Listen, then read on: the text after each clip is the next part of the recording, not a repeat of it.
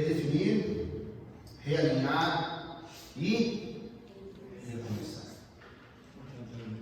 Não sei quantas coisas você já teve que redefinir nessa série. Não sei quantas coisas você teve que colocar ou trazer para a linha. E quantas coisas teve que começar, talvez pela segunda vez, talvez você já perdeu a conta de quantas vezes você já teve que recomeçar as coisas da maneira certa.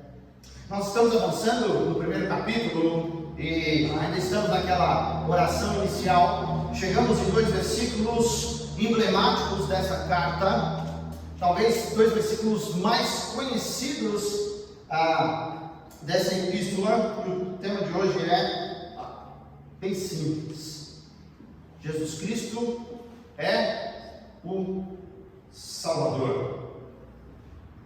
Os falsos mestres daquele tempo, daquela cidade, como muito parecido com os de hoje, eles não negam de maneira nenhuma que Jesus foi e é uma pessoa importante, talvez um grande sábio, talvez uma pessoa completamente diferenciada, um ponto histórico. Mas sabe o que eles fazem? Eles tiram Jesus do lugar que é somente dele. Eles tiram Jesus do trono. Eles pegam o Filho de Deus, aquele que se assentou à direita do Pai, tiram ele desse lugar. Eles só dão um pouquinho a Jesus, só dá um pouquinho acima dos outros. Mas ele não é tudo isso melhor do que os outros, não. Talvez Jesus seja só uma possibilidade. Talvez Jesus seja uma emanação de Deus. Será que não houve outros Jesus? Outras pessoas? Será que fulano, ciclano não foram também parecidos do mesmo jeito em outros lugares? Por que ele é tão diferente assim? Será que se eu ir por esses daí, eles não são caminhos confiáveis iguais Jesus é? É exatamente isso que o apóstolo Paulo vai refutar com todas as linhas, com toda a força, com toda a veemência que existe no seu ser e guiado pelo Espírito Santo. Talvez não exista ou 2 versículos ou um parágrafo que tenha tanta doutrina concentrada. Sabe aqueles óleos essenciais, né? Está muito na moda hoje em dia, né? Uma gotinha daquilo traz um perfume, um aroma para casa. Se você põe demais, fica extremamente, pode até ser algo que sufoca, mas na medida certa. Aqui é como se fosse aquele óleo essencial. Tem muita doutrina sobre Jesus Cristo, tem muita informação sobre quem Jesus é. Isso é importante porque se a gente lembrar por que Paulo está escrevendo, para lembrar que Jesus, ele tem a supremacia. Ele não é apenas mas ele é o caminho, como nós, mais uma vez, estamos vendo numa campanha de missões. Ele não é um caminho, ele é o único caminho. E as pessoas vão tentar tirar algo que parece tão simples na nossa língua portuguesa, um artigo, um definidor, que faz toda a diferença. Colossenses capítulo 1, versículos 13 e 14, por favor, abra a sua Bíblia, conecte-se ao texto da palavra de Deus. Colossenses 1, versículos 13 e 14.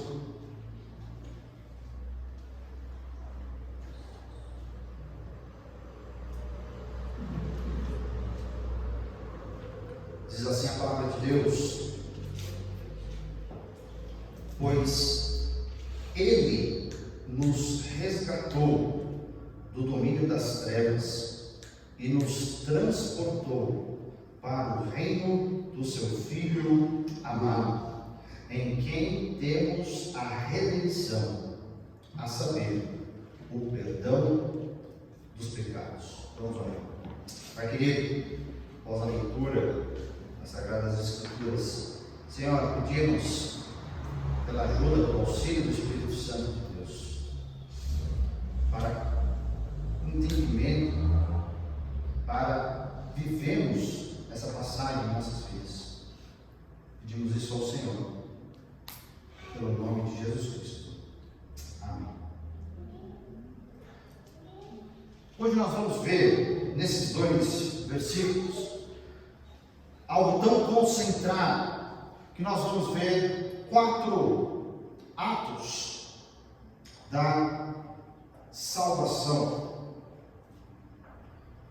Nós vamos ver claramente que existe um grande problema na humanidade, e para essa salvação ocorrer, algo que precisa ficar claro em todo e qualquer evangelismo, talvez já se nos preparando aí para a campanha de evangelização, algo que você não pode pular, você não pode se furtar, você tem que falar para todas as pessoas. O maior problema do ser humano não é a pobreza. O maior problema do ser humano não é a educação. O maior problema do ser humano não é a saúde. O maior problema do ser humano não é qualquer um, talvez qualquer candidato a concurso. O maior problema do ser humano chama pecado. E esse problema não pode ser resolvido por nenhum líder, nenhum filósofo, nenhum rei, nenhum nada. Sabe por quê? Pecadores precisam de apenas um tipo de pessoa. Pecadores, eles precisam de um Salvador. Pecadores precisam de um Salvador. Esses 2 versículos juntos, eles apontam para essa ideia nítida, vívida, quase dá para apalpar e tocar do que Jesus fez, do qual é a obra da salvação, em 4 atos. Como nós ganhamos esse presente tão grande da salvação, uma coisa tão linda, tão preciosa, que custou tanto, custou tudo, um filho único, unigênito. Então, os 4 atos da salvação, e a gente vai expondo parte a parte dos versículos 13 e 14. Primeira parte do versículo 13 diz aí que Ele nos resgatou. O que significa resgatar? Quer dizer que Ele nos livra do perigo. Ele nos tira dessa culpa. Eu e você não poderíamos nos livrar da culpa, do castigo, do pecado sozinhos. A gente não ia conseguir. Por mais que a gente tentasse, por mais que a gente fosse fazendo, acumulando pontos. Quer aí falar a linguagem moderna?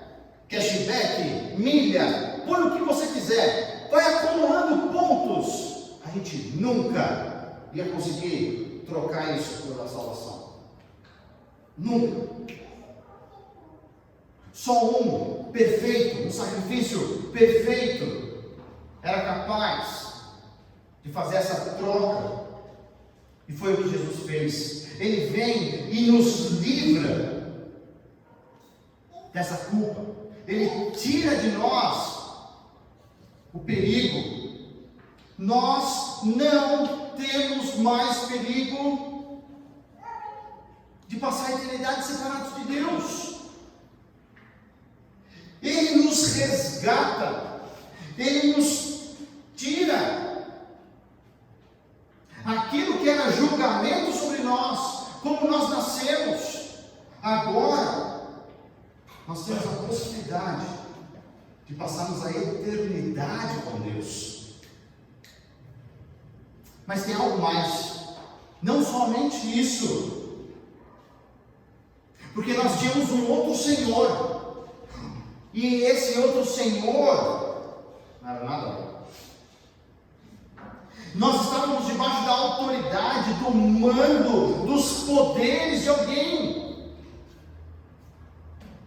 E eu e você fomos libertos da autoridade de Satanás, desses poderes das trevas. Só para você ter uma ideia, existia um grupo de pessoas naquela época que chamavam de gnósticos, e eles criam uma hierarquia de seres espirituais, que eles meio que controlavam todos os seres criados, anjos, arcanjos, principados, potestades, soberanias. Se você lembra bem, e se você vai à frente, que nada vai poder nos separar do amor de Deus. E aí Paulo vai ter que citar todas essas coisas que foram inventadas para tentar separar a gente, achando que eles que dominam a nossa vida. Mas não, porque o nosso Salvador de fato é muito maior, perfeito. Ele nos resgatou e nós fomos libertos de uma vez por todas.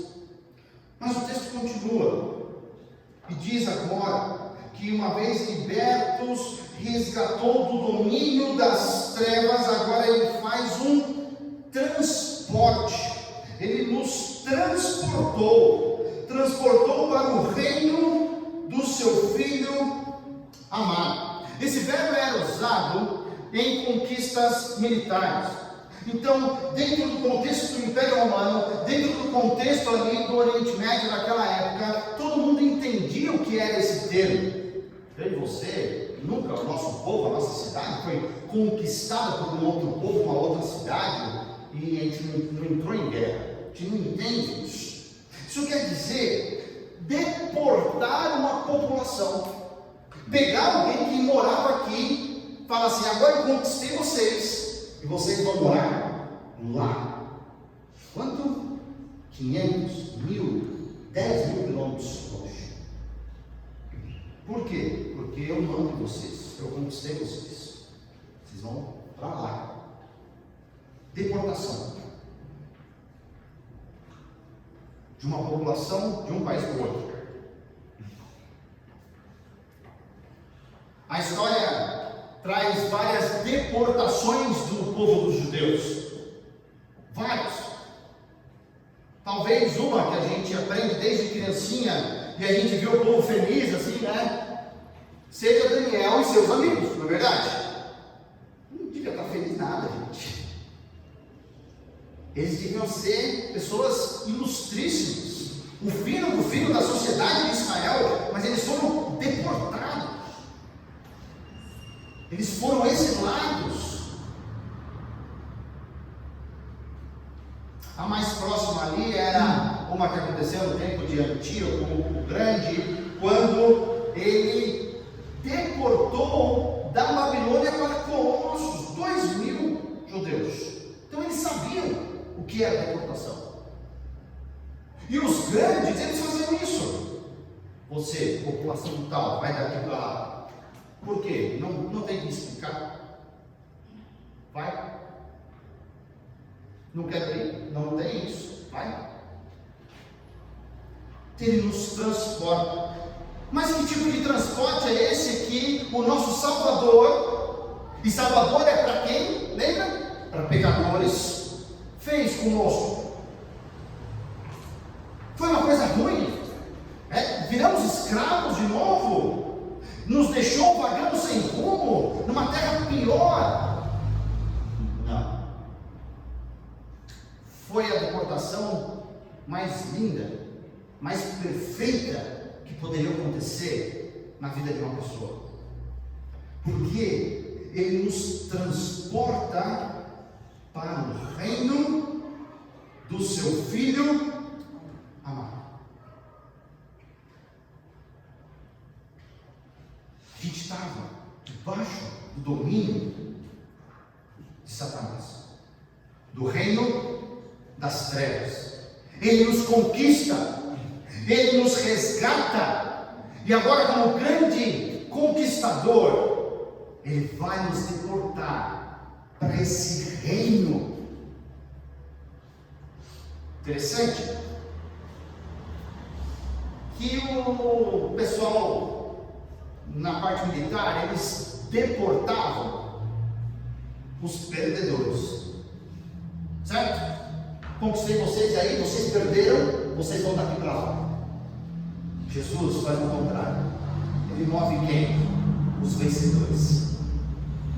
Somos nós, mais do que vencedores em Cristo, porque ele nos resgatou e agora ele está nos transportando, gente. Você quer ser transportado como? Limusine? Aquela carruagem de abóbora da Cinderela? Por Jesus Cristo, melhor transporte. Interessante esse termo usado aqui pelo apóstolo Paulo, porque ele vai designar exatamente quem Jesus Cristo é, usando um termo usado apenas 2 vezes por Deus Pai. Ele caracteriza esse reino de uma maneira muito peculiar. É o reino de quem? Do Filho amado. Se você lembra bem, quando Jesus estava sendo batizado, desce uma pomba e aparece uma voz e fala: eis o meu Filho amado, em quem eu tenho prazer. Na transfiguração também, meu filho amado, esse é o meu filho amado. Paulo está tentando lembrar aqui, mais uma vez, talvez o versículo mais conhecido da Bíblia, João 3,16, que foi entregue o único filho, o filho amado, o filho do amor de Deus. E ele foi o sacrifício. É por ele que nós estamos aqui. É um reino de amor. É um reino para a gente espalhar esse amor. E a gente tem medo de espalhar o amor. Parece estranho isso, não é verdade? É um reino de luz. E a gente tem medo de espalhar a luz.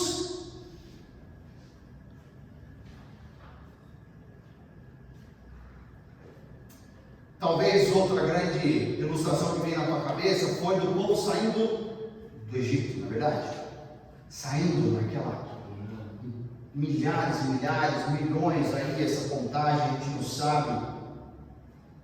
Mas esse transporte, esse êxodo que acontece nos corações, quando ele nos tira do reino das trevas e nos leva para o reino do Filho amado, é muito melhor, é muito maior, é superior, é único. Tem gente prometendo riqueza, tem gente prometendo uma vida sem doença, tem gente prometendo cada coisa que não entende que a salvação é o maior bem que a gente pode ter. Mas não para por aí. Além de resgatar, além de transportar, versículo 14, ele fala que nele nós temos a redenção. Então, ele também nos redimiu. Redimir significa libertar um prisioneiro. Quando você paga um resgate, eu quero aquele prisioneiro, eu pago o resgate, quanto você quer por ele? Ele vai ser meu. Pagar. Ele nos livrou mediante pagamento. E o preço foi o sangue. Porque sem derramamento de sangue não há perdão de pecados. Não há perdão de pecados. Todos os requisitos do Antigo Testamento foram cumpridos. O acusador, nosso inimigo, continua tentando acusar, tentando voltar a aprisionar. Não, já foi pago. O meu Senhor já pagou. Mas vem cá de novo, vem cá de novo. É tão gostoso. E tem gente, às vezes, entregando os punhos de graça para se tornar escravo mais uma vez. Mais uma vez. Se a gente acordar todos os dias, olhar no espelho e falar, resgate já foi pago. Resgate já foi pago. Eu tenho essa liberdade para servir o meu Jesus. Eu não posso ser escravo de nada, como a gente tem visto na escola bíblica dominical. Nenhum vício, nenhuma compulsão. Essa apostila tem sido trabalhada coisas sérias, muito sérias. Nossos dias seriam diferentes. Em quem nós temos a redenção, a saber o que é a redenção? O perdão dos nossos pecados. Quarto e último ato da salvação é que Ele nos perdoou. Redenção e perdão andam juntos, meus queridos. Andam juntos. O termo perdão aqui, ele traz a ideia de mandar embora. Acabou, não tem mais nada, cancelou a dívida, terminou. Cristo não apenas ele nos libertou, nos transferiu, ele também cancelou as dívidas, acabou. Nós não somos mais escravos. Temos total condições de viver a vida plena que foi proposta desde o início do mundo.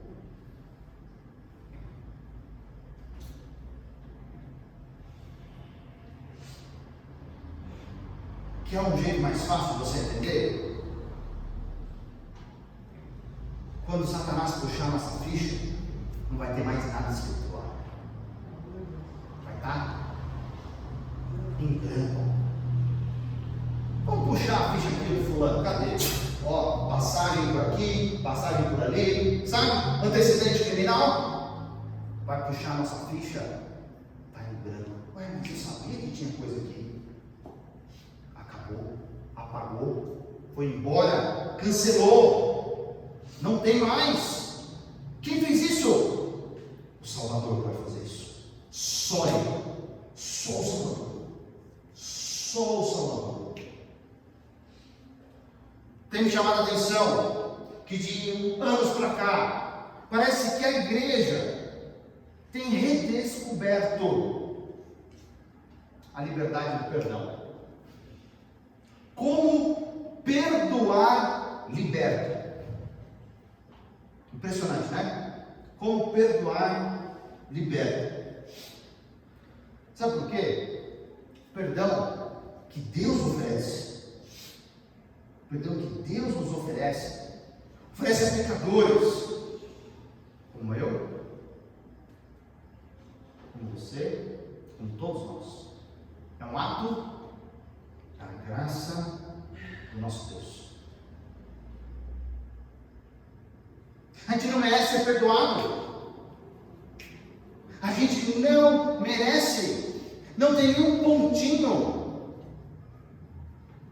de merecimento, porque senão eu acharia que eu estava um pouco mais na frente ali daquela fila. Não, todo mundo todos na mesma condição. Ninguém merece. Por causa desse perdão gigantesco, grande, avassalador, é que a gente agora, pelo que Cristo nos deu, é que nós temos em comum. Aquelas coisas que nós temos em comum é o que faz a nossa comunhão. Tá? Aquelas coisas que Deus nos dá é a nossa comunhão. Que a gente agora desfrute da sua vontade, procure fazer a sua vontade, não faça mais a nossa vontade. Mas tem um ponto bem interessante aqui, que às vezes a gente pensa, que joia, sou perdoado, minha salvação está garantida, então agora eu posso fazer o que eu bem entender, não vou perder, tenho liberdade. Não. O perdão que nós recebemos do Senhor, ele não pode, de maneira nenhuma, ser um pretexto para pecarmos. Pelo contrário, o perdão, ele tem que ser um estímulo para a gente obedecer mais. Eu vou fazer errado aqui porque Deus vai perdoar depois, ele é bonzinho. Não tem problema, ele vai perdoar, eu sei disso, ele é muito amoroso. Não tem problema. Não, pelo contrário. Nós temos um Deus tão amoroso que eu não quero pedir perdão para ele depois. Porque eu quero ver ele bem com o que eu faço. Eu quero engrandecer a ele com a minha vida. É o contrário do pensamento. Eu prefiro obedecer ele. Mas a gente é brasileiro, né? E quando a gente sabe que o limite está um pouquinho mais para lá, a gente vai testando o limite, né? Aquele ali falou que ia fazer tal coisa, mas não fez. Então essa aí a gente pode ir, né? Um pouquinho mais.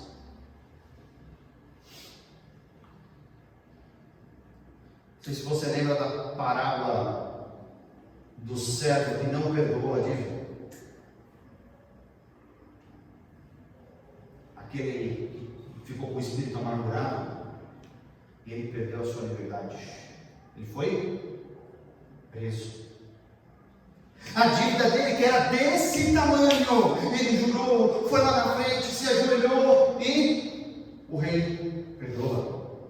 Mas aquele, para uma pessoa menor do que ele, fez pagar, foi mesquinho, paga. Quando ficaram sabendo, ele perdeu a sua liberdade, ele foi colocado na prisão. Porque uma pessoa foi generosa com ele, foi graciosa com ele, perdoou a dívida dele. Ele estava nem aí, ele fez uma ceninha, porque ele não estava retornando no coração. Queridos, Jesus é o único caminho. Se você sair daqui hoje com só essa frase, eu já estou bem feliz. Ele é supremo. Não existem vários caminhos para Deus. Tire isso da sua cabeça. Não fale nisso. Quando alguém falar isso perto de você, fala: meu amigo, por favor, vamos sentar, vamos conversar. Também não vai bater boca da gente. Vamos conversar. Não existem vários caminhos, não. É um único caminho. Se você quiser, eu posso te explicar. Porque isso transformou a minha vida. Eu não preciso de outro exemplo, não. Eu posso dar exemplo da minha vida, gente. Ele é supremo. Ele não é um caminho, não. Ele é o único caminho para mudar a salvação. O único caminho. Quem vai entrar, quem não vai entrar, isso aí é mera formalidade. Mas se a gente fosse crente de verdade, se tivesse 10 milhões, 20 milhões de crentes de verdade nesse país, eu queria ver a diferença que ia ser. Fico triste porque não tem. Eu fico triste porque não tem. que não vivem, que não pagam o preço, que não sabem, ou não lembram dia a dia, quando acorda, que o preço da nossa salvação foi o sangue de Jesus. O sangue de Jesus que a gente vai lembrar daqui a pouco. Precioso. O sangue de Jesus derramado, vertido naquela madeira. Estava olhando ali, não sei se pode essa madeira, não sei se essa coisa demandada aqui.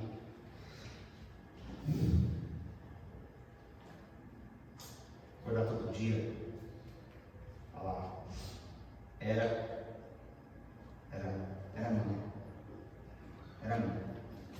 E ele foi no meu lugar. Algumas perguntas para a gente levar esse texto para uma semana.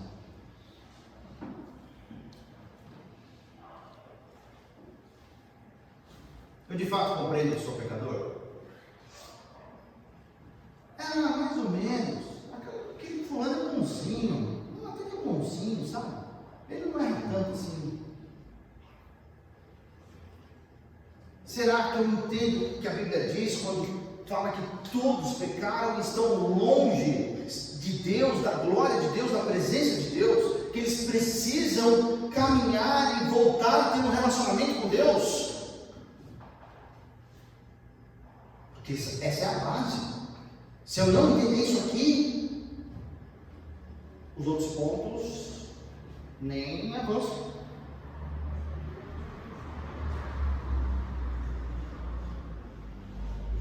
Já fui liberto da autoridade dos poderes das trevas. E isso não acontece por um mérito nosso. Isso acontece porque o Senhor, o dono que foi brigar com o nosso ex-dono, é muito mais forte. E ele ganhou. E ganharia qualquer de toda a batalha que tivesse. Se você entregou a sua vida a Jesus Cristo, você sim já foi liberto. Mas sabe qual é a dificuldade que eu vejo? É que de pouco a pouco a gente vai dando espaço. Talvez muita gente usa a palavra brecha. A gente vai dando espaço para aquilo que não deveria dar espaço da nossa vida. E aquilo que foi tirado começa a voltar.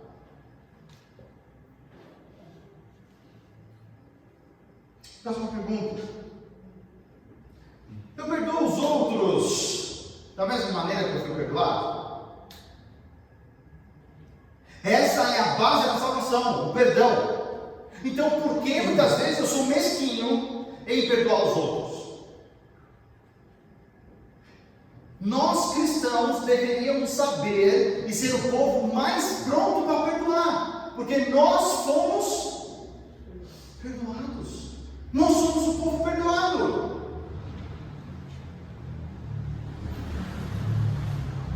Mas às vezes a gente assume algo assim e fala assim: você não poderia ter errado contra mim, eu não te perdoo.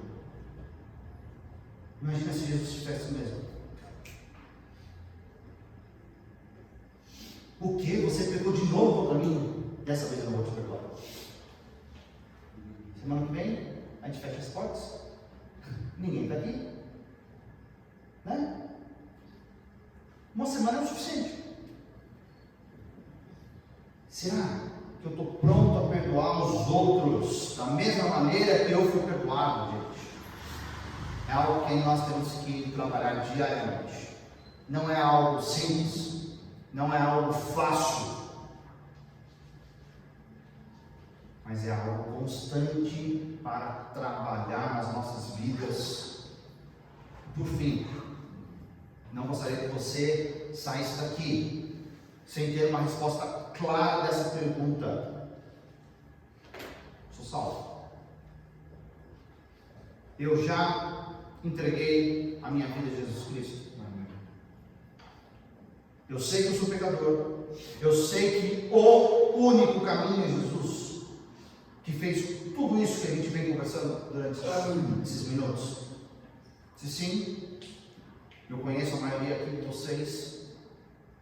Isso é glória para Deus, não é para nem você, nem para quem te levou a Cristo, nem para a igreja, nem para mim, nem para ninguém. Mas se você ainda não sabe a resposta a essa pergunta,